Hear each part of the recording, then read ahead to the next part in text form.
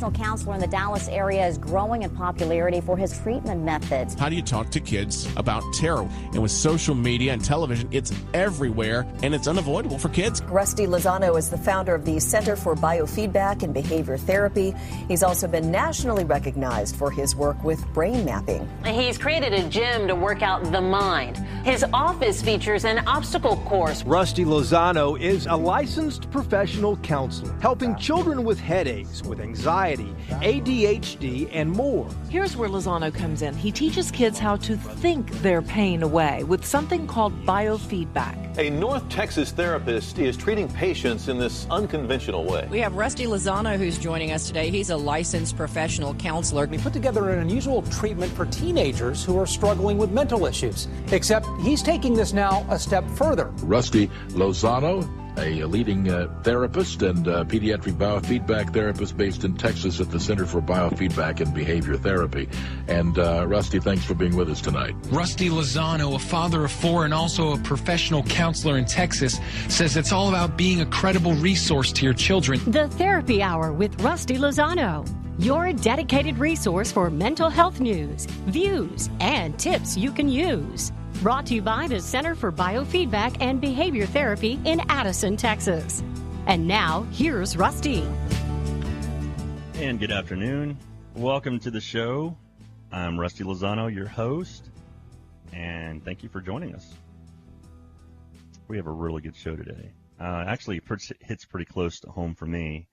My parents divorced when I was 16 years old, and I know other families and other friends that actually went through similar things in their lifetime where their parents either were separated or they were divorced, and so then visitation, they would go and spend some time over at one parent's house versus the other.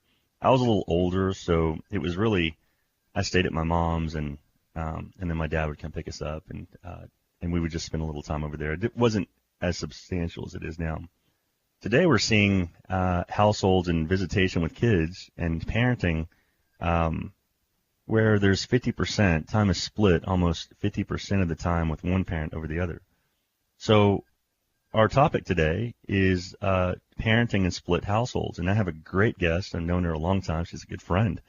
But let me get into some statistics to kind of set up our show. In an article published by the APA, excuse me, the National Center for Health Statistics, the NCHS, reported that the likelihood of a couple that will celebrate their 20th wedding anniversary today isn't much greater than a coin toss. 52% for women and 56% for men. Similarly, the Gottman Institute reported the average rate of divorce is between 42 and 45%. And if you throw in permanent separations that don't end in divorce, then the overall likelihood of marital disruption is pushing 50%. That's 50% statistics from two different sources. That being said, of all children born to married parents this year, 50% will experience a divorce of their parents before they reach their 18th birthday. So let's think about something. Does parenting in split households have a negative effect or any effect on on these children that are going to the split households or being parented in split households? What if one household is more loose or less strict than another? Are the transitions children experience from one parenting style to the other, is it healthy for a child, or are there some things that we should be aware of? So joining us today is Susan Fletcher, Dr. Susan Fletcher, Ph.D. She's a licensed psychologist with Fletcher & Associates. Susan, welcome to the show. Thank you. So those are those are substantial statistics, 50%. And the overall likelihood of a child who's 18. What do you think about that? I mean, does that sound relevant? And I think it's on target. It's exactly what we are seeing across the nation. It's not something specific to Texas. It's something that is seen in a variety of communities. And so when you hear that, I don't know about you, but as a parent, it makes me think about how disruptive that is to a child's childhood. And I try to think about how to prevent it, but unfortunately, it happens. And we have to figure out what to do about it and how to help children stay healthy despite their parents' divorce. I've read articles where they've identified the unhealthy. There are emotional and psychological diagnoses and psychological conditions that actually they derive from a divorce household. Right. A divorce is pretty traumatic for a child. Well, divorce can be very traumatic for a child, but an intact family with parents who don't get along can also be damaging to a child. So, I'm real clear with the people that I see clinically that I don't decide for you whether you stay or you go, whether you stay married or you get a divorce. That is such a personal decision for people. But you have to create a healthy environment for kids in a family, whether you're an intact family or you're a family in two separate households.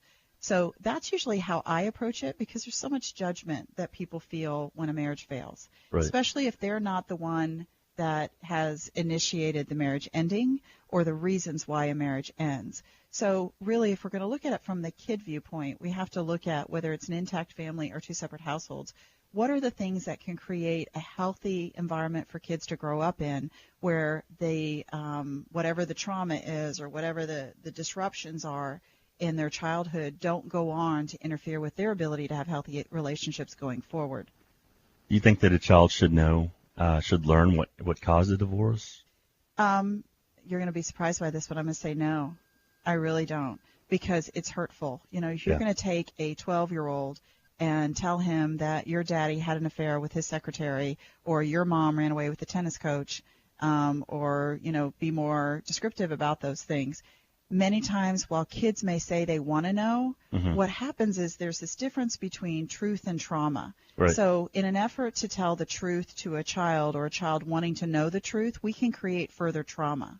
So I'm not saying you lie to your child, but what you do is you have to create a place of emotional safety for your kids. Yeah. And it's enough that the adults know what happened, but kids really can't understand it. Sort of like what's going on right now with a hurricane, and, when there's events that happen that kids see on the news. While they can absorb the information, they may not have the ability to manage themselves emotionally to deal with having that information. And I think that, if you're in a situation like this, the parents are going to be hurt. An individual is going to be hurt. There's one story versus the other. And so the chances of being objective and not tainting or not influencing your own emotional hurt and pain or your own sense of righteousness would be really difficult for a person. And you and I know that happens a lot because we hear the stories. So I want to be clear that I don't think that kids need to have all the information, because I don't know that they know what to do with it. And what happens is they start to align with one parent and be mad at the other parent, and then they get confused as time goes on, because they still have feelings for the other parent, but they want to still align with the parent who gave them the information. And then what happens is they don't have a place of emotional safety. They start to emotionally try to take care of the wounded parent. So that's why I'm not saying you just say, yep, it happened, it's over, we're going to divorce, you're going to live with dad part-time, me part-time. No, I'm not saying that you do that. That's the extreme. But I am saying that you have to look at the difference between truth versus trauma. And there are a lot of instances that I see where the parent passes on the truth as they see it. And much of it may be true. I'm not saying that it's a lie, but they pass it on to their child thinking it's best for the child to know what their other parents like, and it causes further trauma. So as someone that works with families that are dealing with highly conflictual divorce, which is part of what my specialty is, that's what we see happen all the time. And the trauma is very difficult to treat for a child. So that's why I talk about truth versus trauma. So you can give just enough truth that it doesn't cause trauma. Sometimes for kids, it's enough to know we have had some things happen in our marriage that are not okay, that are not repairable. So in an effort to continue to be healthy co-parents for you, we realize that our marriage needs to end, but our ability to parent you together needs to be intact, and we're committed to that. And so that's the relationship we're going to maintain, and we're going to do you proud. Now, those are my words. Those are such clean words, okay? It's really hard to say it. That's excellent advice, and I think it's an excellent way to move forward with this, because I think that when you see kids come in much larger sizes than they ever did in my time. You're seeing kids that outgrow their parents at 12, 13, and 14. And they look very adult-esque. Right. But can they handle this kind of information? Can, just by their appearance and seeming like they're old enough to be able to understand what's happening. Right. Really, you're going to cause more issues. Right, because they don't know what to do with it, and they don't know what to do with the emotions they're feeling to self-soothe. So that's why I go back to that phrase. We have to create a place of emotional security for our kids whenever there's trauma, whether it's a hurricane we're hearing about on TV, or it's, something happened to a classmate, or a family member has a difficult diagnosis. All of those things, we have to be careful, because as parents, our job, in my opinion, is to create a place of emotional safety, not be a source of trauma. So bad things happen, and we have to focus on how we're going to cope with it rather than the why did it happen. Right. And so it's at the expense of the how do we cope with it when you keep spending time on the why. And the why, it may be hard to kind of get around. So there may be some things that a parent, like a rebuttal or an automatic statement that they have in their mind. Right. Listen, we didn't get along, but we both still love you. So the reasons that we were divorced, it doesn't matter why. But the important thing is that we're still going to be in your lives, and we're here to because that fosters emotional security in a child. But when a parent says, well, that woman that lives down the street that you see your dad talking to all the time, well, they're together, and you need to know what kind of man your dad is. And I could say it about a woman, too. It's not I'm being stereotypical, but I'm going to tell you. And so if you start saying, this is what's been happening, that time we were on vacation, your dad was on the phone. Okay, you start giving all that, kids get a visual. Mm-hmm. And then they don't know what to do with it. And then it smashes and destroys the image they have of the parent. Mm-hmm. And I think that could be hard to recover from that, because now they're going back, and they could be seemingly erasing childhood memories. Well, the whole time that this was happening, even when it was at my birthday, when we went to Disney World, this was going on, so he was tricking us, and it would be really difficult for a child to manage this. We're going to take a quick break. We'll be right back after this segment. Stay tuned.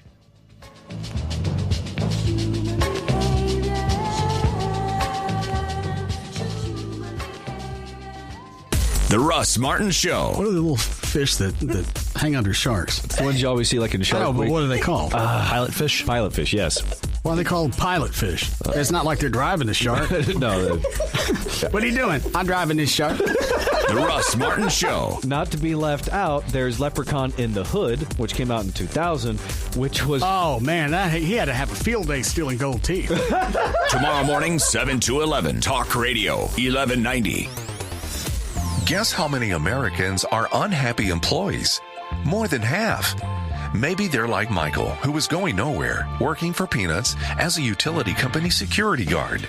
Then, Michael went to My Computer Career and ditched that rent-a-cop whistle for an IT career in less than 6 months. So if you're unhappy, see if the computer industry is for you. Go to mycomputercareer.edu and take the free career evaluation today. At My Computer Career, you could start a new life as an IT pro in months, not years, even with zero IT experience. Attend classes on campus or live online just twice a week to get the skills and industry certifications you'll need to start your new career. My Computer Career is nationally accredited, and financial aid is available for those who qualify, including the GI Bill. Classes start soon, so go take the free career evaluation at mycomputercareer.edu. That's mycomputercareer.edu. iHeartRadio has all your favorite music, all your favorite stations, all free. iHeartRadio makes it so we're always with you, right in your pocket. Take your station with you wherever you go. iHeartRadio keeps you connected so you never miss a thing. Plus, if you want variety, you can check out thousands of the best radio stations from all across the country. It's super easy. Listen at iHeartRadio.com or download the free iHeartRadio app now.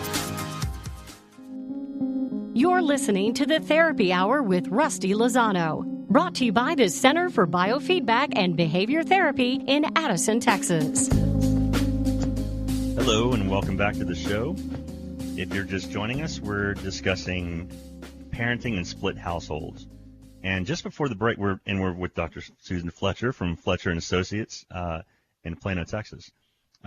When we left the last segment, we started to discuss how kids seem very adult-esque, and it might seem easy for a parent to go in and start talking about things but emotionally they're not able to handle it, and what it can do to a child's memory, going back and recalling, well, how could this have gone on? This was happening the whole time. So you were discussing how a parent can just by recounting this is what happened and it happens, Right. the child is not able to actually manage it. Right. Yes. So every parent going through a divorce needs to leave room emotionally for the children to have a relationship with both parents. And the way that you lead, because that's in children's best interest. That's what all the research shows. That's a good long-term investment. Even if you think the person you were married to is a scoundrel or scoundrelette, whatever, the man or the woman, that even if you feel that way, your child has a relationship with that parent separate from you. So parents have to be careful when they're going through a divorce that they don't confide in their child or use them as a source of support, because it delays their ability in their own relationships later. So it feels good as a parent because then, you feel like you're justified in telling your child something. But instead, what you have to do is realize they have a relationship with the other parent, and it will backfire on you as a parent. I believe it very strongly. I see it all the time.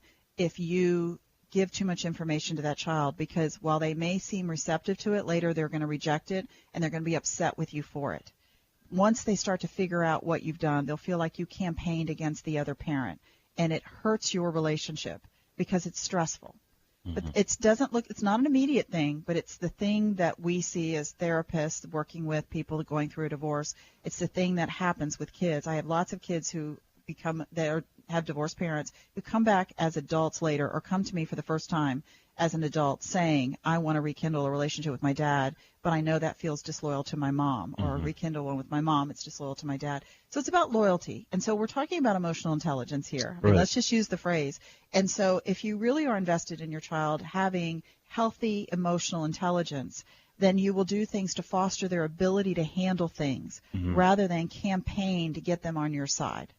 So one of the phrases I tell parents to say is, because children will ask, you were saying how they look like they're older and they look like they can handle it. Yeah. Kids actually ask. They will. So, and you know what? That's not a problem, but it's how you respond. And it would be, and there is a concept, emotional incest, like it's emotional incest, I want to say ancestry, where, I think that you can divulge too much personal information and now start to rely on that child as a crutch or somebody who's helping you, and the role switch. Right. So we're used to using that word clinically when it comes to sexuality. Okay. You and I are using that word when it comes to emotional ability. Right. So I call it fusion a lot of times, is that you have to watch out because kids will mimic you or adopt your way of thinking.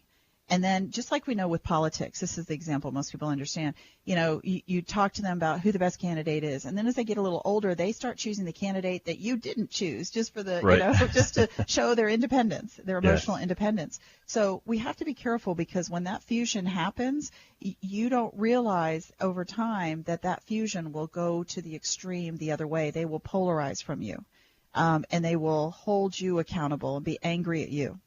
Right. So a good thing to say when kids start asking you questions, why, what happened? Is it that lady down the street or whatever? Is it that man that, gave me tennis lessons, whatever?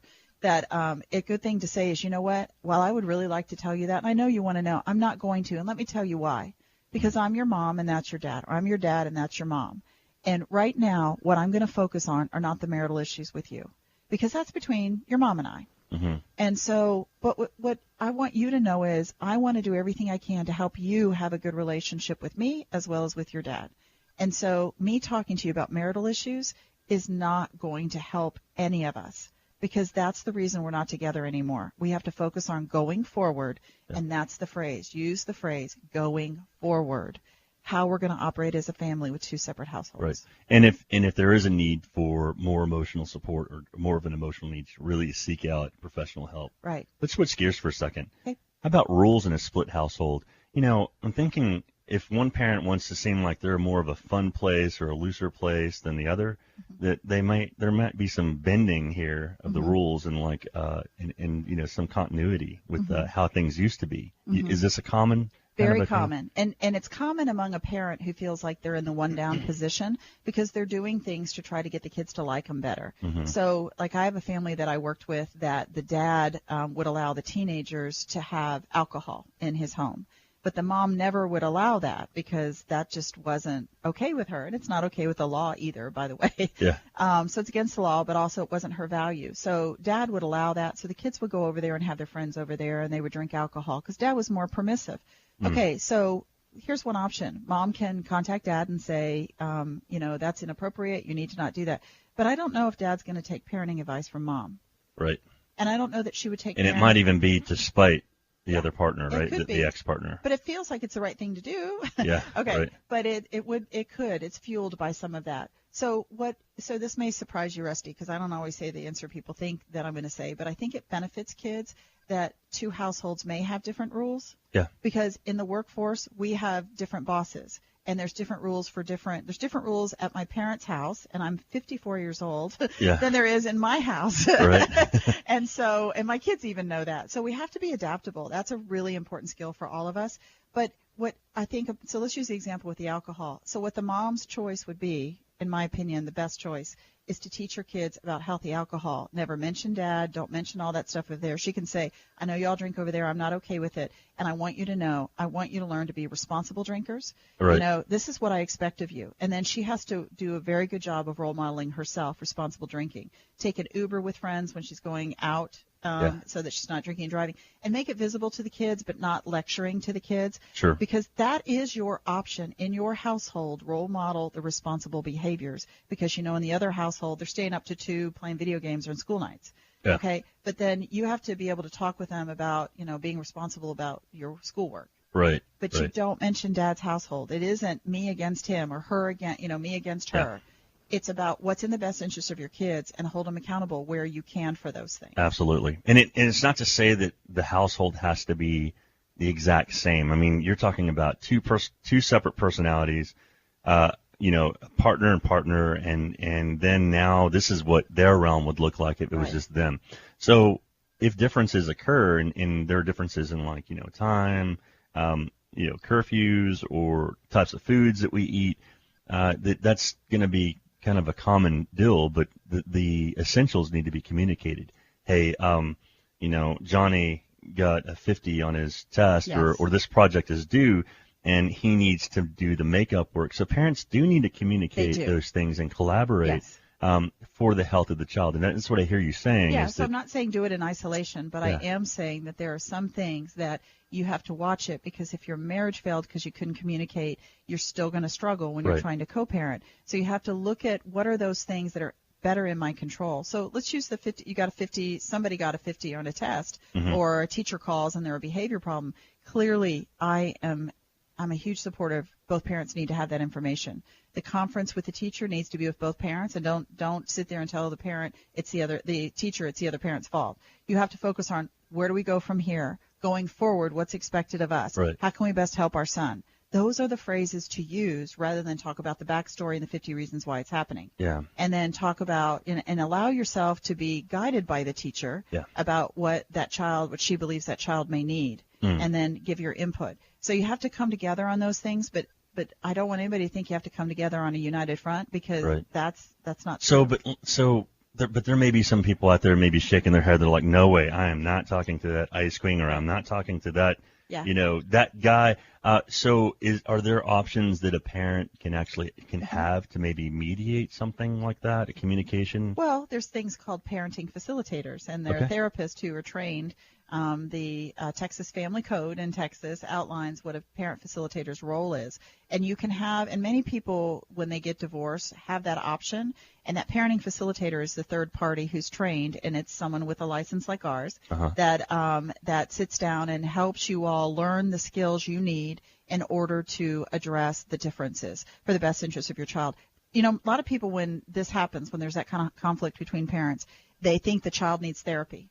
Okay, well, the child may need some assistance, but if the parents are still having that much conflict in the presence of the child, or the child feels torn, then it really is the parents that need to go in there, because they're creating the environment of emotional security. So a parenting facilitator or a therapist who's trained to work with people who are having that much conflict post-divorce, that is a really good person to go in and see periodically for a tune-up. And then be willing to accept the feedback. And it's not that a parenting facilitator is there to try to mend the relationship between the two.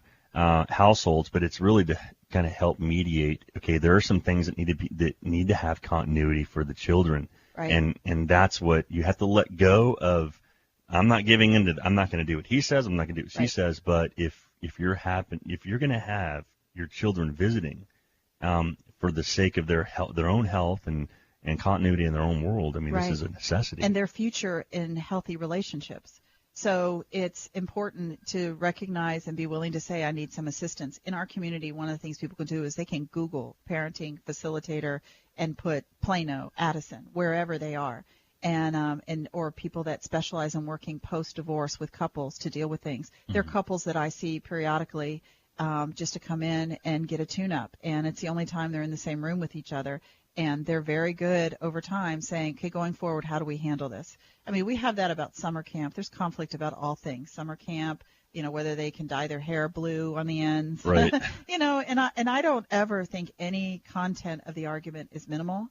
I think it's an opportunity to learn how do you deal with things as co-parents in the best interest of your children, rather than who wins or loses. And if you do have a child that wants to dye their hair blue or pursue music or dress differently, to look at the child and allowing them to have that flexibility to develop the person that they want to be, right? Without saying, look at what that person is letting our child do. This would never happen over here, and so without like stomping on a child's own identity, identifying and growing and developing. Those words are mistakes, to blame it on the other parent, because then the child feels like they've disappeared. And that's not emotionally a very good feeling at all. Not at all. And they can get swept away and never start to suppress and not become the person that they're supposed to be. Or get louder. Absolutely. Go the other direction. Louder. Well, we're going to take a quick break. When we come back, we will pick up our conversation on parenting and split households with Dr. Fletcher. We'll be right back after these messages.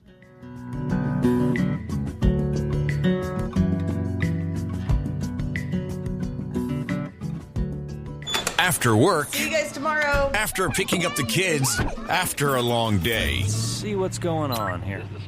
Hear Michael Berry. You got to get after it. The Michael Berry Show, weekdays at 5 on Talk Radio 1190. At 24 Hour Fitness, we have workouts to suit every side of you. Yoga for your inner guru, treadmills for your inner track star, dance classes for days you want the spotlight, and high-intensity circuits when you're fired up to get things done. And since our studio classes are included with membership, you can take whatever you want at no extra cost. So whether you're feeling fierce or simply finding your flow, make every side of you happy by joining the club today. Facilities, classes, and amenities vary. Not all clubs open 24 hours. As a small business owner, you're always on the go. So how can you make sure you never miss a customer's call? Grasshopper. With Grasshopper, you get all the features of a business phone system. That's right. Grasshopper turns your cell phone into a business phone system that's affordable and incredibly easy to use. Get a toll-free or vanity phone number that's memorable and professional. Customers are forwarded to your phone and connected to you or your team wherever you are. And with our app, your outgoing calls and texts show up as your professional phone number. We'll transcribe your voicemails and send them to your email so you can determine their importance at a glance. So whether you're always on the go or working from home and need to keep business calls separate, or you simply want a professional tone, Grasshopper makes it happen. Set up your account in just minutes. There are no long-term contracts and support is 24/7. Get your calls, stay connected, thrive. Now get $20 off your plan when you visit grasshopper.com/radio. grasshopper.com/radio. You're listening to the Therapy Hour with Rusty Lozano, brought to you by the Center for Biofeedback and Behavior Therapy in Addison, Texas. Hello and welcome back to the show. If you're just joining us, we are discussing parenting and split households with Dr. Susan Fletcher, licensed psychology with Fletcher and Associates. On our last segment, we were discussing rules when a child goes from one household to the other in creating continuity and trying to communicate about the essentials. And when a parent's not able to do this on their own, and there's too much spite or too much hurt, they can seek mediation through professional counseling to kind of help with that, so that we're not overlooking what the child's needs are. I want to switch gears for a bit and talk a little bit about a common a common thing that occurs in split households, especially after a divorce, is custody. Which household is better for a child? And this can actually get pretty ugly in a lot of cases, and seeing what the other partner is up to, or trying to present as the other parent is not fit. Do you run across things like this a lot? Yeah, Dr. Fletcher? and I will tell you that most families that divorce do not need custody evaluations. Most families, no matter what anybody's going to tell you, most families can do this on their own, where they figure out what's in the best interest of the child, or they agree on standard possession or 50-50, whatever it is. We just hear about those families that can't and feel resentment that they have time without their child and they think they're the better parent. And sometimes that may be true, but that's a subjective decision a parent might make, and if you can't make the decision on your own, then the courts will decide it for you. And many times what happens is a family will have the order to go through a child custody evaluation. Now, I am one of the people in the Metroplex that does child custody evaluation, so I'm not going to get into specifics about different cases to protect what I do and the families that I work with. But I can tell you that process is very difficult on families. So what we're really going to talk about are the majority of families that are trying to deal with the custody issues that are already decided. They're not going through an evaluation, but there's a decision, but they're having trouble implementing it, they're having trouble keeping it, and having it be successful. So, when it comes to custody issues, first of all, you have to, this is one of those times I wish I had my whiteboard and I could draw all this stuff for everybody because I want people just to imagine that there's a relationship between the parents, and many times it's conflictual after a divorce. Not damaging conflictual, but conflictual because they're trying to figure out how to do this, and both people are trying to start a new way of life, not as a married couple. And I don't mean dating. I mean, a woman that hasn't worked in a long time now has a job, or a man who really didn't have primary responsibility around the house. Those are stereotypical examples, but they're real. And so everybody's trying to figure out what the two households look like. Then you've got the back and forth, and with the kids. And so when it comes to custody, it's really important to realize you have a relationship with your ex-spouse, but your children have a separate relationship with that person too. And you've got to allow them room. So these fights over who's going to get them on Christmas Day, if the way you resolve it is you decide we'll get them in the morning, you get them in the afternoon, then you've got a child who feels like they're there for their parents rather than it's their holiday too. Right. So we have to focus on what's best for the children in terms of how it's all implemented, not necessarily just with the decision. Yeah. So yes. And what's written out. I mean, I've heard of cases where there's been a decree, a divorce decree, and the visitation is spelled out, very, very plainly. Right. But then as a child grows and they become active in their life and they have ball games or birthday parties, and then it falls on a different parent's custody. Right. That maybe that you would allow flexibility for something like that, but not see it as, well, that parent's trying to steal extra time, right, or that parent talked them into it. Or it's my weekend. It's my weekend, right. That's what parents say all the time. So like this past weekend was homecoming for a lot of communities, and that stirs up a lot for families with separate households. So first of all, it's your child's weekend, and there is a schedule of who has responsibility when. So if you can start to look at it as a parent, when am I responsible for my child? So it might be you're responsible for your child on Thursdays after school until 9 o'clock, or until you take them to school the next Friday, and then the first, third, and fifth weekend. If parents can begin to look at it, that's when I'm responsible for them, rather than they're my possession away from the other parent. So let's use homecoming as an example, because it's pretty common. And we could say birthday parties and all the other examples you gave, Rusty. But I'll tell you, the homecoming is a big one, because kids are usually nervous about homecoming. Their peers are involved. It's very visible to other people. So if it's Dad's weekend and he says it's my weekend, so the mom can't come for pictures, that's ridiculous. What you have to be able to say is, as the dad, it's my weekend because I'm responsible for my child from Friday after school until they go back to school on Monday morning. It's the third weekend of the month, and it's designated that I'm responsible. And then you negotiate with the other parent, okay, here's what we're going to do. I'm not comfortable with you coming to my home, but when they take pictures at the Shops of Legacy, or they take pictures wherever the large group is going to meet, then, that's where they're going to be, and we can both be there together. But you, as the parent that's on the decree that it's the weekend you're responsible, you take the lead, but not at the exclusion of the other parent. Same thing with soccer games. You know, we've got kids looking on the sideline, whether their parents there or not, and they don't understand why mom's not there. Well, mom's not there because she can't stomach being around dad. Right. Okay, but it affects the child. Yes. So figure out a way to do it, even though it is technically dad's weekend. That's just the way they say it, or mom's weekend. You can still go to that soccer game. You just got to manage that conflict in a healthy manner, because your child needs to be able to look and see both of you there. Right. Whether you're not sitting together or whether, you know, you're just there off in the distance, but you're still the parent, and you're important to me. And then when you see that your child really wants you to go and the mom is like, you know, please go, that you're not spiting or getting that parent back by not going. You're hurting your child. And as a mom, you don't say, I would have been at your soccer game, but it was your dad's weekend, and, you know, I just can't be around him. And he's with his girlfriend, or she's with his boyfriend. And it's just, it's just so ugly. It's just so horrible. But I would have loved to have been there. I just want you to know. Yeah. Okay, that is not healthy for a kid. What's healthy for a child is that, think of the anxiety that causes a child, because then that child, sometimes what happens is kids start to lie. They start to say to their dad, I have a stomach ache, I don't want to go to the game, or I left something at mom's. They start taking control because the parents don't have control.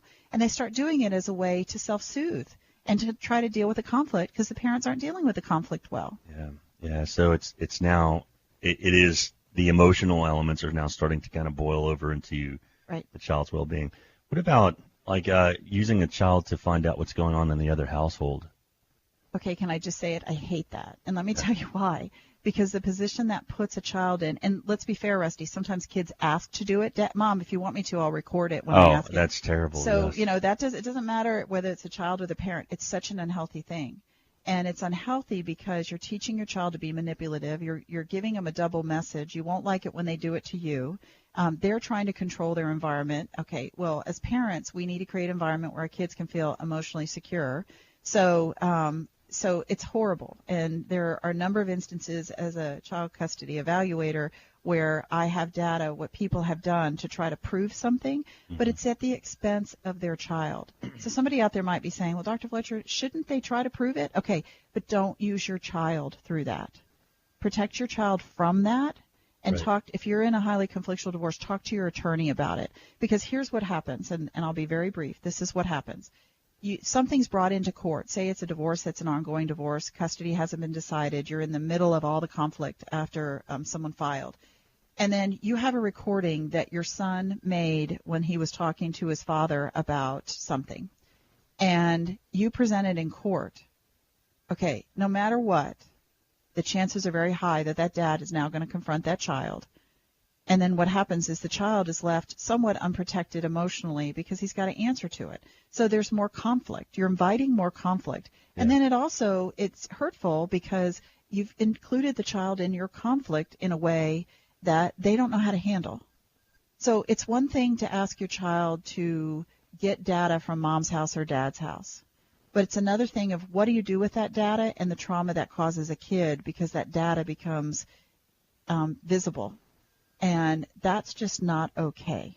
And it's also one of those things when they get older that could blow back right in your face, and it didn't work out the way you wanted to, and your child all of a sudden is very spiteful of that parent who'd asked that of them, and when they're old enough to realize and really put the pieces together that you used me. Yeah, and it comes back, and I'm telling you, it comes back. And it hurts you when you do those things. You just don't see it immediately, and you think it's a good investment, and you think it's in the best interest of everybody. It's not. The casualty is going to be your relationship with your child.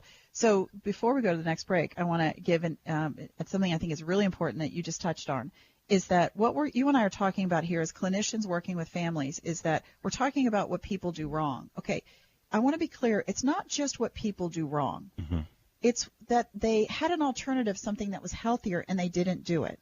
Children need to be given the opportunity to develop healthy skills on how to deal with things, conflict, feelings, adaptability, the ability to be flexible, the ability to manage change. All those are developmental things kids need, that we need to make an investment in as parents in our kids because they need those skills as adults. So if a child is doing the unhealthy things, reporting the other parent for one parent, all those things, they go off into adulthood not only more likely to do those things in a work environment, God forbid they don't get the raise or the position they want, or their boyfriend goes out with a friend or does a school project in college with a friend and they start manipulating. it's not that they're just going to repeat the unhealthy behaviors or tools. It's that they didn't learn the healthy tools. So the example I give is that if you have a bad reading teacher in 3rd grade, then look for a really good reading teacher for your child in 4th grade to remediate. Don't go back and start just campaigning that teacher was bad in 3rd grade. Do what's in the best interest of your child. They missed a good opportunity for healthy work with math or whatever it is, and now we need to give them something to overcome that. So kids need to learn healthy skills in relationships. So it's the absence of those healthy skills that's the real trauma, not just what you do wrong. And I think that another thing just to kind of add to that is that there is a positive. I mean, your child is watching how you're working under these conditions. Yes. And to see that, you are in the middle or you're handling yourself well. And because they're wondering, I wonder if my mom still thinks about my dad, or my dad thinks about my mom, or my whatever the family circumstances may be. And they may be looking for little subtle hints or clues as to, how, do they just not exist to each other anymore?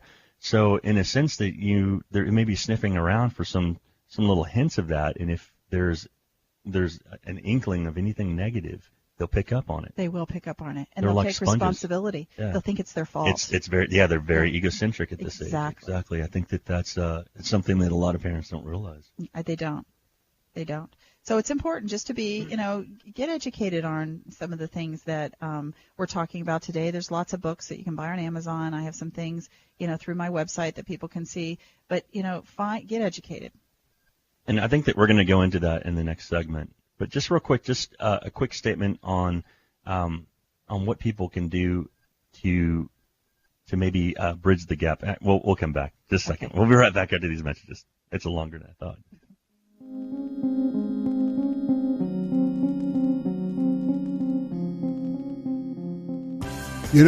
Guns mean different things to different people. For some, when they think guns, they think crime. For others, guns mean hunting, recreational shooting, or competition. Many men and women see guns as the key to protecting their families. Hi, I'm Tom Gresham, host of Gun Talk. No matter how you feel about guns, you now have a place to talk about it. Join me Sundays, 1 to 4 p.m. on Talk Radio 1190. I had memory foams, I had feather pillows, and I'd always wake up with neck pain. After sleeping on my pillow, I didn't wake up with the headaches, I was more aligned. I didn't realize the connection between the pillow and sleep. When I switched to my pillow, I got a better night's sleep, and I love it. Hello, I'm Mike Lindell, inventor of MyPillow. My patented fill adjusts to your exact individual needs, and it holds that support all night long to take the pressure off your shoulders and keep your neck aligned so you get the best night's sleep of your life. MyPillow is machine washable and dryable and comes with a 60-day money-back guarantee and an amazing 10-year warranty. Plus, every MyPillow is made in the USA. I personally guarantee that MyPillow will be the most comfortable pillow you'll ever own. MyPillow is now offering 50% off their 4-pack special, plus free shipping. Go to MyPillow.com or call 800-480-1941 and use promo code iHeart. That's 50% off plus free shipping. Don't delay. Order now. Relying on monitoring your credit and bank statements to protect your identity? Here we are as an innocent zebra scans the sea of tall grass. That's like being an unsuspecting animal at the watering hole. The zebra doesn't spot the stealthy lion and his big white teeth. By just monitoring your credit, you could miss a hidden threat, like someone getting a loan in your name or someone feasting on your 401k. The lion leaps. And it doesn't look good for the zebra. With LifeLock, you can see more. We detect a range of identity threats, even your info being for sale on the dark web. Have a problem? One of our U.S.-based specialists will work to fix it. Of course, no one can prevent all identity theft or monitor all transactions at all businesses, but we'll help you see more of what's trying to sneak up on you. Join for 10% off. Head to LifeLock.com and enter promo code NEWS. LifeLock. More detection, more protection. If you've been injured in a car accident, don't wait. Pick up the phone and call the law boss. Car accident attorney Michael Uvalli. Available 24/7. Hurt in a wreck? Fight for your check. Call 1-800-LAWBOSS or go to lawboss.com. You're listening to the Therapy Hour with Rusty Lozano, brought to you by the Center for Biofeedback and Behavior Therapy in Addison, Texas. Hello and welcome back to the show. If you're just joining us, we are discussing split households because of divorce or separation with Dr. Susan Fletcher. And in the previous segment, we were discussing the custody element and the negative aspects of it.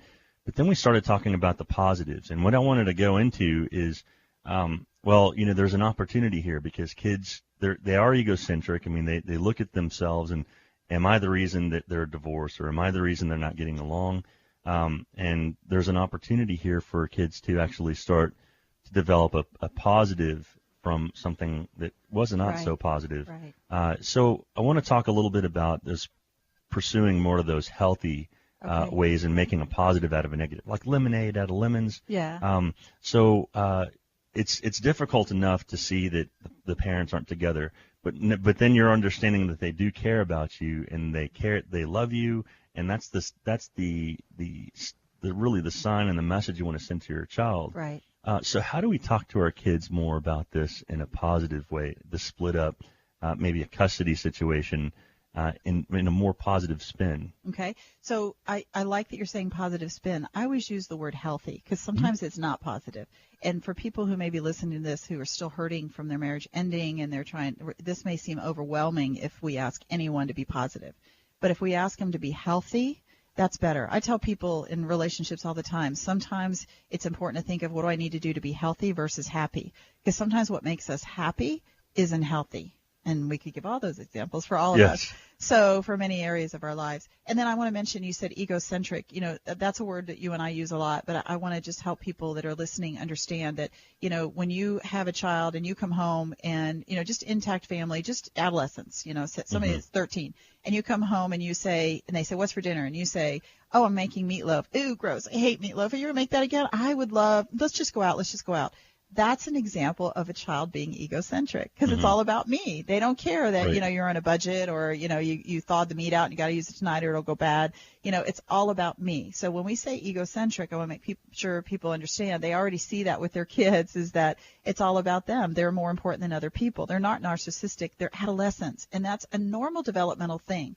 But that combined with some of the highly conflictual stuff that can happen in a divorce or when there's two households, many times that becomes an ugly piece of them, and we foster it. We encourage it more because it might satisfy us. So we have to be careful because as parents, our job is to help our kids negotiate their developmental stages, including the egocentric aspect of adolescence, and not let them get away with it all the time. Yeah, absolutely, because it's not the way the real world works. No, we're setting them up for huge disappointment. My oldest son just graduated college and just started a job, and he, the first day at the end of the job, he called me and he said, Mom, because I said, call me, and, you know, I just want to know how it went. And he called me, and he said, Mom, I was so disappointed. You know I don't get my benefits for 60 days. Can you believe that? The first day, they're not even giving me health insurance. And then he said, and do you realize I only have an hour for lunch? And we have to clock out? I had to stop myself from giggling because I said, yeah, I know. That's kind of the way it works. You know, rather than, oh, I can't believe it. Why don't you talk to your boss about that? Okay, no, that's the way the world works. It's not about you. So it's important for us to not forget their developmental tasks, and just because there's a divorce doesn't give us as parents free rein to feed their egos or to give them too much power. So a lot of times parents understand that if I address that. Yeah. So one of your other questions was how can we be healthy in the way that we respond to kids? And healthy meaning like the ups, the downs, the recoveries, right? But not necessarily like the details of all the negative. Right. But a parent might be down and maybe sad and a little out of it, but then, okay, I have to get up. Let's just go. Let's go take a walk. So it's important for kids to see things like that. It is. In fact, you know, I think it's important in any family that you don't hide negative from your kids. I had a situation with I have 3 boys, as you know, and they one of my kids got into some makeup that I had in the bathroom, and he was like 8 years old, and he was using it for a project at school on his poster, and it was expensive. And I was really mad at him. And when he went to bed that night, he said, Mom, you still mad at me? You know, I said, yeah, I am. I'm still mad at you. but I still love you, and I'm still going to sit here with you while you go to sleep, and I'll take you to school in the morning, and I'll be a little less mad tomorrow, but I'll still be mad. I wanted my kids to know that mad and angry and disappointed are healthy emotions. It's what you do when you feel that way. Mm-hmm. It's not the feeling itself. So what we're talking about today with this subject matter, it's the same thing. So if, a lot of women will say to me, well, I don't want my kids to see me cry. And I'm like, okay, so then when they cry later, they're going to freak out because they've never seen anybody do it and know it's okay. So it's okay to say, you know what, I'm really mad at your dad right now. I'm not going to go into the reasons why, but I'm going to get over it in time. And that doesn't mean that I'm not going to support you having a relationship with him. You have to own it as a parent. And a dad has to say, your mom and I, when we get together, we do have conflict.